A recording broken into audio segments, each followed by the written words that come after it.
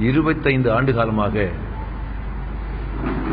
விவசாய உற்பத்தி குறைஞ்சி விவசாயம் வளர்ச்சி அதிமுக ஆட்சி காலத்தில் விவசாய உற்பத்தி 2.88% குறைந்துள்ளதாக மார்க்சிஸ்ட் கம்யூனிஸ்ட் கட்சியின் மாநில செயலாளர் ஜி ராமகிருஷ்ணன் கூறியுள்ளார். உளுந்தூர்பேட்டையில் செய்தியாளர்களிடம் பேசிய அவர் விவசாய விளைபொருட்களுக்கு கட்டுப்படியான விலை நிர்ணயம் செய்யப்பட வேண்டும் எனவும் கேட்டுக் கொண்டார்.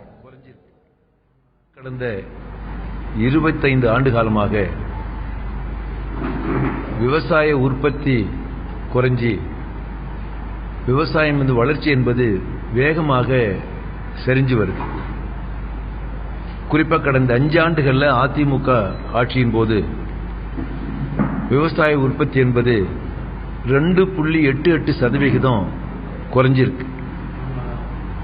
இது முக்கியமான காரணம் விவசாயிகளுடைய நெல்லு கரும்பு போன்ற விளைபொருளுக்கு சரியான விலை கிடைக்காததுதான் விவசாயம் சரிந்து வருவதற்கு, வளர்ச்சி குறைந்து வருவதற்கு முக்கியமான காரணம்.